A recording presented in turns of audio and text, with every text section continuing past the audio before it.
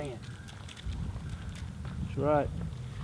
Well, welcome to another round of farm. We just kind of getting back from our rutcation, I call it. We been in Illinois, hunted with my good buddy Jimmy John up there in Illinois and Mark Wimpy, and got a really cool buck. One of my best bucks ever, actually. He was pushing 170, like 168, went right on to Kansas. Nick and I field tags out there.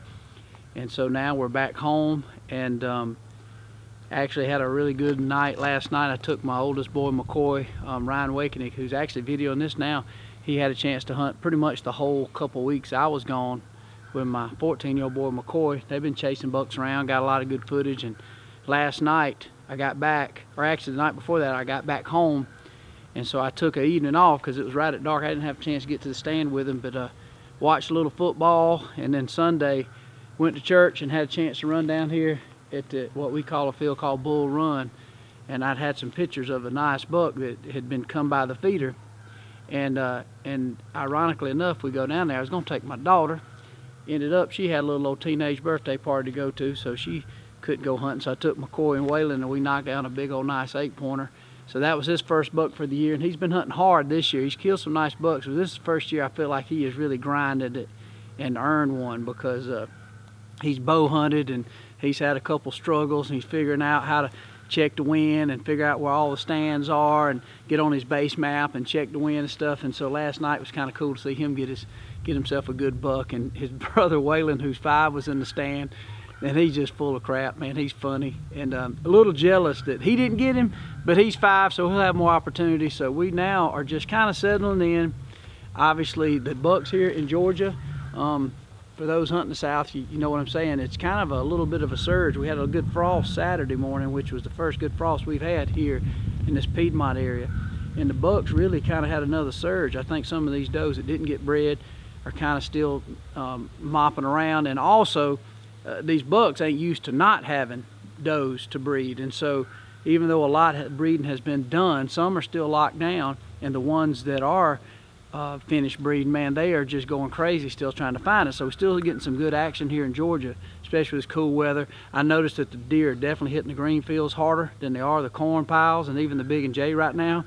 But we also had a big crop of white oak acorns and red oaks and water oaks, so they still coming through the woods on that. But I got back, and my buddy Ryan Hadley told me to swing by and get some of last year's fun adventures. This is a big old 8-pointer I shot almost the last week of the season in Georgia. And speaking of my 5-year-old, I had him with me. I was trying to get him a doe. Well, this is an old hit list buck. This deer I know is 6 years old. The rack doesn't necessarily depict a 6-year-old, but he's a big mature body.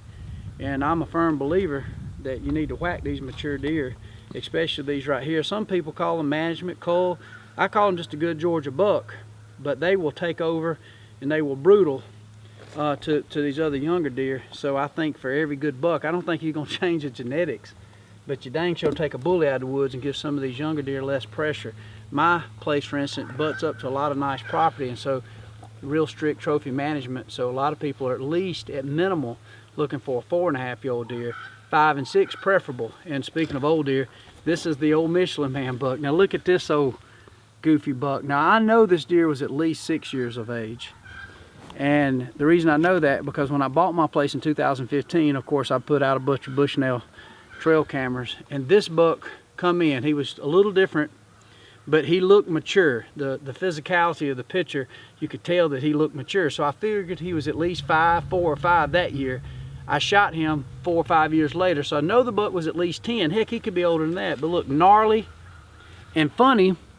This particular year I shot this deer, this was the first year he had been legal, because he actually had 4 points on one side.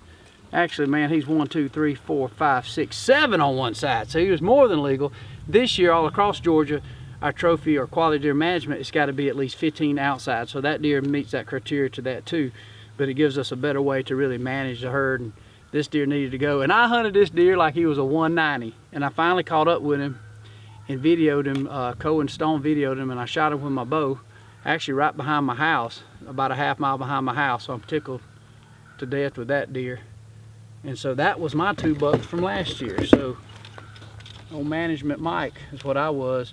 But this deer right here, this 8-pointer, I'm not so certain that this ain't the buck that whooped up a bigger buck that we really wanted to get. Me and my neighbor John Lester had a buck on our target list that we really wanted. Big old nice, kind of big mainframe 8-pointer, and just a big old body deer. And it was either this deer, not 100%, it might have been a buck my son Mason shot with his bow in the same place, but he looked a lot like this deer, beat that bigger deer and run him out of the field. So it just shows these big mature 8-pointers can cause a stink. But overall, man, it's been a good year.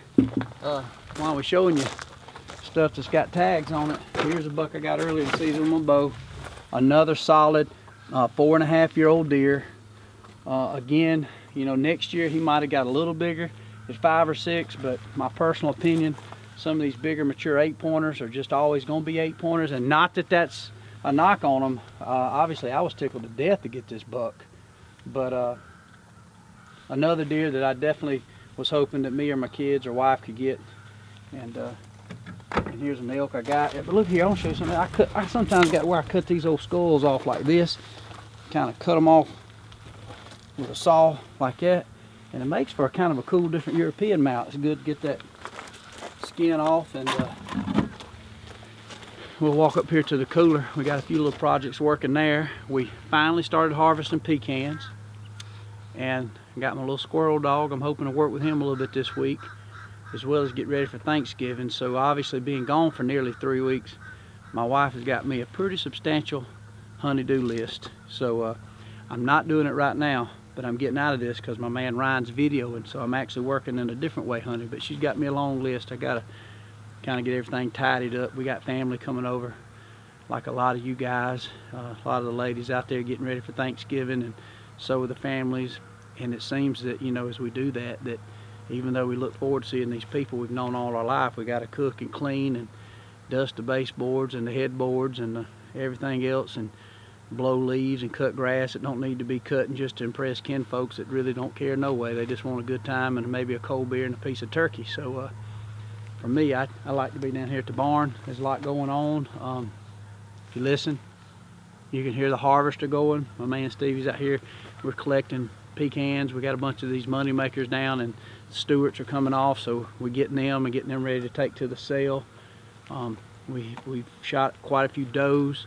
I come home and I smelled something stinking around my barn. I couldn't figure out what it was. When my dad has got a couple of our bone collector coolers, I'm gonna go up there and explore. I'm not sure what he's got going on, but my dad likes to put that meat. He likes to debone them and put that meat in a cooler and keep putting ice, and it really sucks all the blood, and he'll get all the fat off of it, and then we'll take that, you know, meat you maker deer processing stuff, and he just likes to get all that blood out, because a lot of times wild game fat and even the blood can make it a little more gamier. So we'll see what he's got going on together. Matter of fact, we'll walk up there now. And look at this. This always sparks conversation. This is an old shaker that we use to shake the pecan trees, and 90% of the time, this old boy is why I go to church on Sunday morning, because it'll make you lose your religion. Sometimes it cranks, sometimes it don't, sometimes it'll shake, sometimes it just sits there and don't do nothing. But anyway, this is a necessary piece of equipment if you're going to be pecan farming. These little tentacles that knock the pecans out of the way when you roll forward and backwards, well, they don't work, but at least you know what they're supposed to do. I had to put a muffler on it. I had to rebuild this old engine in it. It's an old Dodge engine. That might be explaining some of my aggravation, but it runs pretty good when it runs. But I done about busted every hydraulic hose on it. Had to replace it. Lost the gas cap, but looks like Dad come up with something kind of snazzy. Looks like the end of a WD-40 can or some kind of lubricant can, but hey, it works.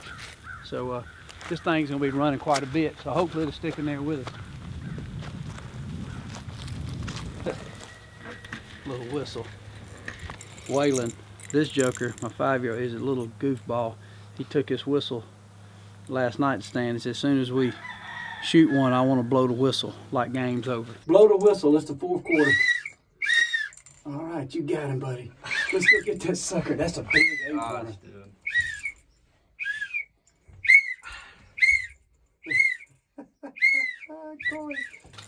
He come up with that himself, but look at here. This is what my dad, ever since I was a kid, he liked to do this if he didn't take it to a deer processing place. But he liked to, there's a shoulder shot with a bow, but he's always liked to soak these deer in ice and water and let it melt, and he drains the water off of them, and so this thing will be white as chicken. And then at that point he'll take it into the cooler and he will process it. We got some nice stuff. You can go to meatyourmaker.com. They got some nice equipment that you can buy that you can process your own deer. It's pretty neat.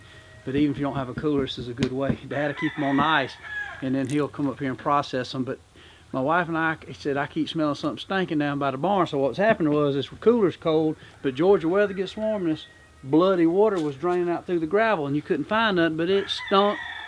And that's what it was. Dad was draining out this deer, so that was why the stink was. So he come over here and did it there. But my dad, man, he's something else, man. He's the one that got me into all this stuff. And as a matter of fact, if you get a chance, Realtree just put up this. They doing these things on different people called Be Real, and it's kind of the backstory of these different people, hunters, fishermen. I think they did one on Austin Riley, which go Braves.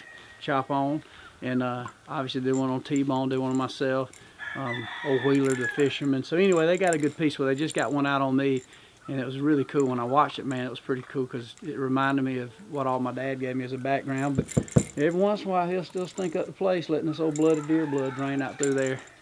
So that's Paw Paw. But appreciate you guys been watching this and liking it. We do read all the comments, and myself or Ryan Wakener, we try to respond back where we can. So we apologize if we're a little tardy on getting back to you. We've been wide open, just like you guys, dealing with, you know, family and hunting. And of course, hunting is our business, so we've been going hard, man. These deer only rut this time of year, so we're trying our best to get something done. But about to run back here, and I got to fetch up some stuff we left in the stand, and I'll show you a little setup we got back here on a redneck blind that has worked really good, especially for rifle. But I'll show you how we set it up and how well it worked, and it worked like perfection last night.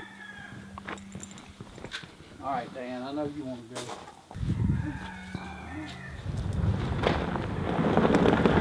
Move over, man. Dan, move over. What's up, Dan? Let Ryan in. Come on. Look, he don't want to share. He just, hey, you starting to act like a youngins. You can ride in the middle. It ain't gonna hurt you to ride in the middle. Come on. He thinks he's human too. He's the best bad dog I've ever had. You heard that. Watch this. Let's see if he knows. Let's see if he knows about the squirrel. Hey, where's that squirrel? Get that squirrel. Go get him. Get that squirrel, Dan.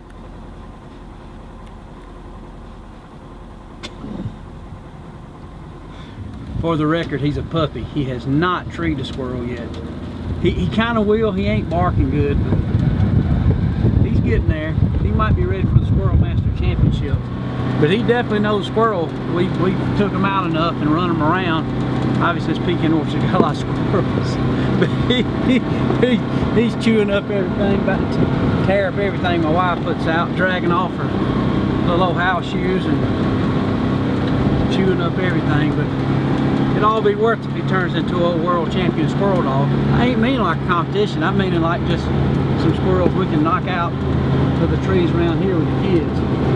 But he knows what squirrel means. He gets excited. He just don't know excited. He don't know what to do when he finally does get on one. He learned. Come on, Dan. Dan, load up.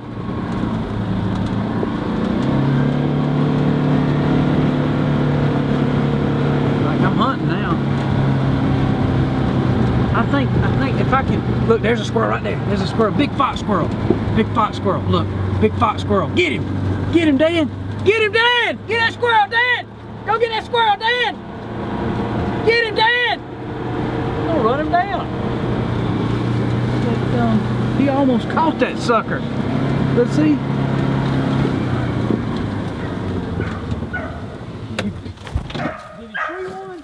I was sitting here, wasn't get him, Dan! He's right here, Dan. He might be starting to do something. Sitting there gonna brag on my stealthy way I slid into these stands, and now I got my squirrel dog down here raising cane.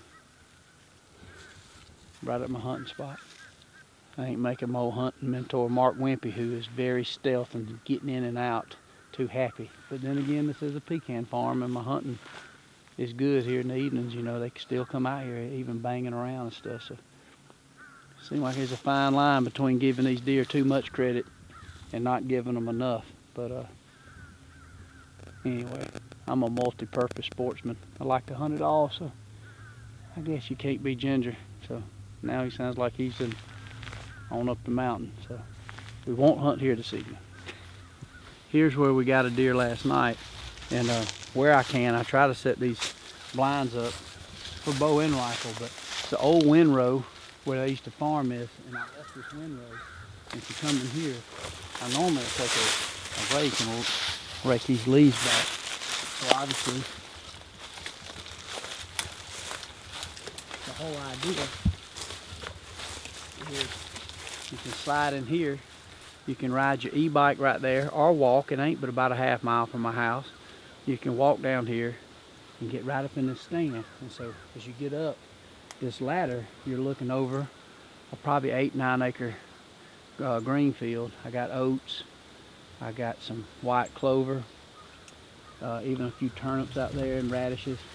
And then I got a capsule feeder out there about 200 yards. So last night my boy killed a big 8-pointer coming out this corner. But the trick is you can get in here, even if you're running a little late, you can slide in here.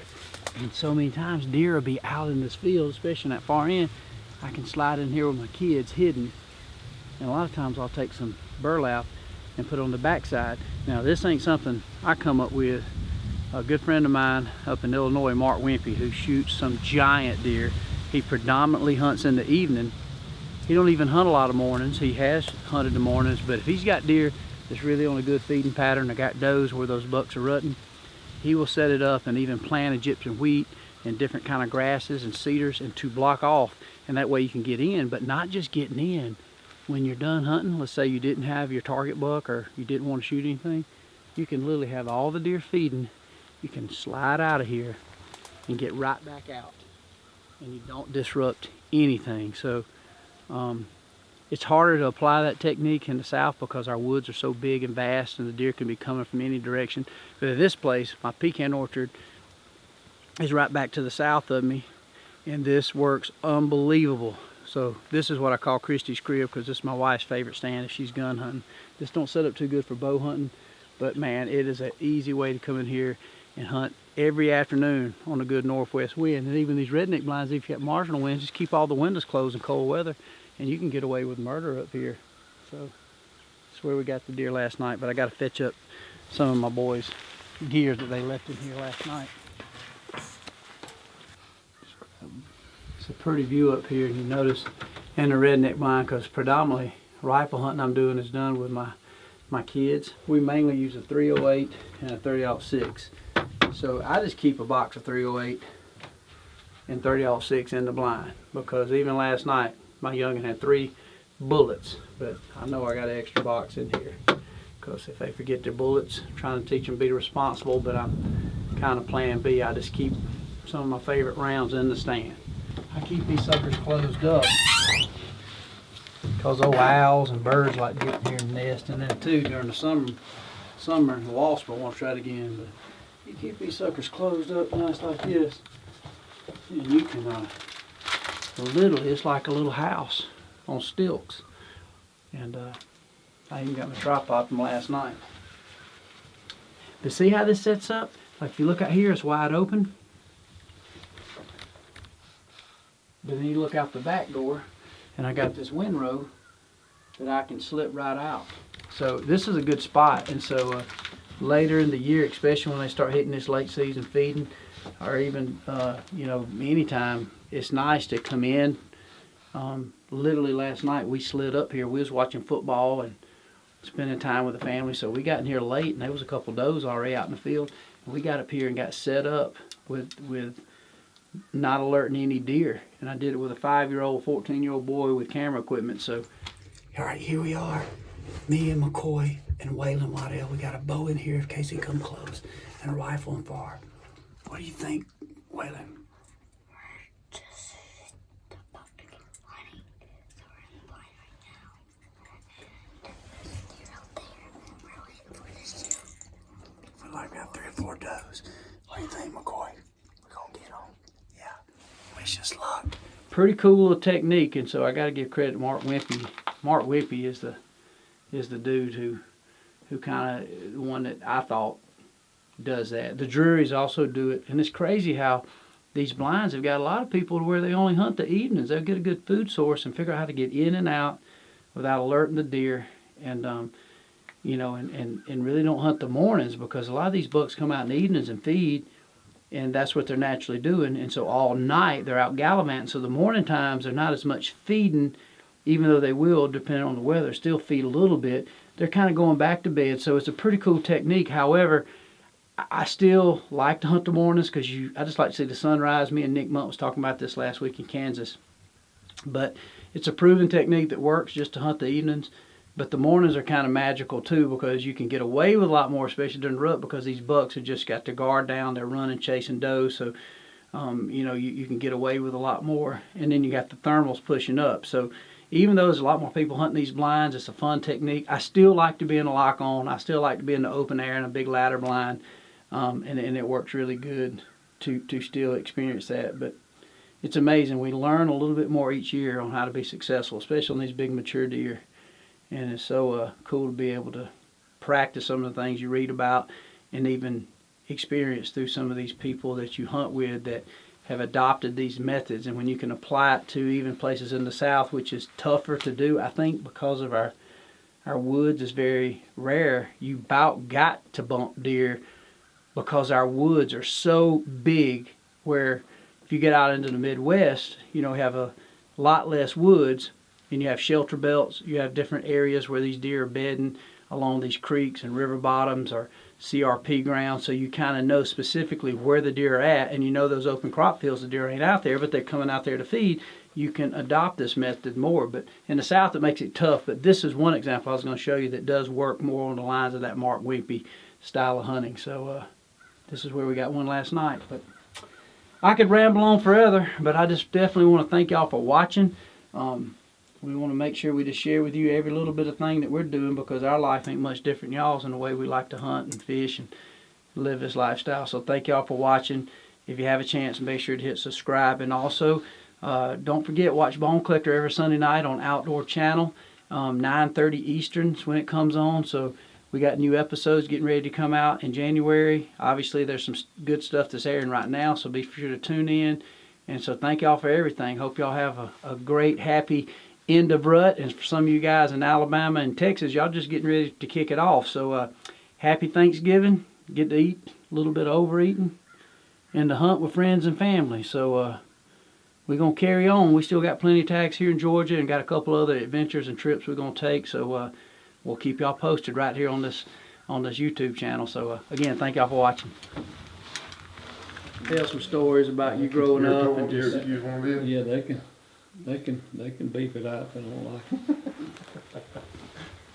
We got the beeper. I'll have it on standby. Yeah, well, yeah, y'all. No, this ain't no beeper. I know.